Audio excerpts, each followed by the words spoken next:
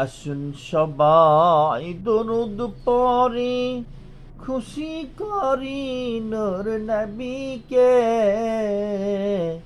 কাল হাসরে নবী বিনে শাফায়াত করিবেন কে? আসুন সবাই দরুদ পড়ি, খুশি করি নূর নবীকে। কাল হাসরে নবী বিনে শাফায়াত করিবেন কে?